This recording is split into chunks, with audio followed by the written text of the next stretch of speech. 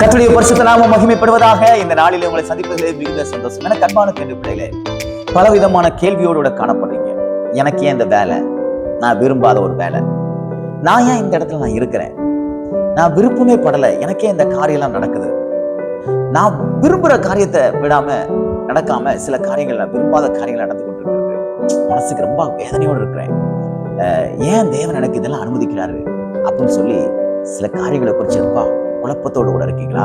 இன்னைக்கு கர்த்தர் உங்களோடு பேசுகிறார். ஆதியாகமத்தின் புத்தகம் 45ஆம் அதிகாரம் 8வது வசனத்தின் முதல் பகுதி இப்படியாக சொல்கிறது, நீங்கள் அல்ல, தேவனே இவ்விடத்துக்கு அனுப்பி என்று சொல்லப்பட்டிருக்கிறது. நீங்கள் அல்ல, தேவனே இவ்விடத்துக்கு அனுப்பி. யோசேப்பு தன்னுடைய சகோதரர்களை பார்த்து சொல்லுகிற வார்த்தையை தான் நான் இப்பொழுது வாசித்தேன்.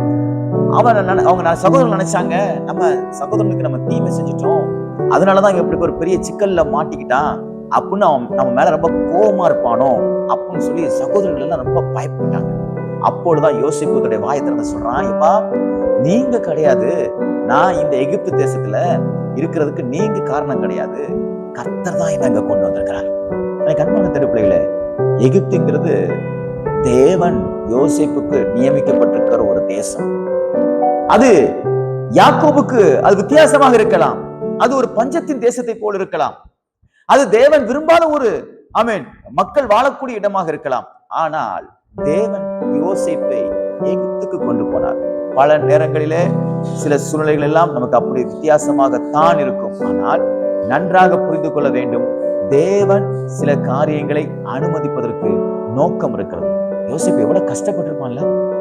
சிறைச்சாலைக்கு போகும்போதும் என்னை தேவன் ஏன் இங்க கொண்டு வந்தார், அவமானத்துக்கு நேரா போகும்போதும் அவன் யோசித்திருப்பான், எனக்கு ஏன் இந்த அவமானம் அப்படின்னு. ஆனா கர்த்தர் பாருங்க, அவனை நிந்தைக்குள்ளாகவும் அவமானத்துக்குள்ளாகவும் பிரச்சனைக்குள்ளாகவும் வேதனைக்குள்ளாகவும் அனுப்பும் பொழுது கூட கர்த்தர் அதை ஒரு நோக்கத்தோடு கூட வைத்திருந்தார். ஆகையால் நீங்க இருக்கிற இடத்துக்கு ஒரு நோக்கம் இருக்கிறது. நீங்க திருமணம் முடிச்சதுக்கு ஒரு நோக்கம் இருக்கிறது. நீங்கள் பிள்ளைகளை பெற்றுக்கொண்டதுக்கு ஒரு நோக்கம் இருக்கிறது. உங்களுக்கு ஒரு வேலை கிடைச்சிருக்கு பாருங்க, அந்த வேலைக்கு ஒரு நோக்கம் இருக்குது. தேவன் உங்களை பிள்ளைகளை குறிச்சு ஒரு நோக்கம் வச்சிருக்கிறார். நீங்க படிச்ச படிப்புக்கு ஒரு நோக்கம் இருக்குது. நீங்க வாங்கியிருக்கிற பொருட்களுக்கு ஒரு நோக்கம் இருக்குது. ஐயோ, எனக்கு ஏன் நான் இந்த இடத்துல இருக்கிறேன், எனக்கு ஏன் இந்த இப்படிப்பட்ட ஒரு சூழ்நிலை என்று சொல்லி பலவிதமான கேள்விகள் உங்களுக்கு வரலாம். பலவிதமான துக்கங்களும் கஷ்டங்களும் உங்கள் இருதயத்தை அடைக்கலாம். பயப்படாதீங்க, ஒன்றுக்கும் கவலைப்படாதீங்க. தேவன் ஏதோ ஒரு நோக்கத்தோடு தான் அவரே உங்களை இந்த பாதையில நடத்துகிறார். அதனால நீங்க ஒரு நாளும் மனம் தளர்ந்து போகாதீங்க. எனக்கே இப்படிப்பட்ட ஒரு இடுக்கமான ஒரு சூழ்நிலை என்று. அது எதற்காக அனுமதித்திருக்கார் என்றால் அதன் மூலமாக தேவன் ஒரு பெரிய பெருக்கத்தை கட்டிடுவார். விசுவாசிக்கிறீங்களா?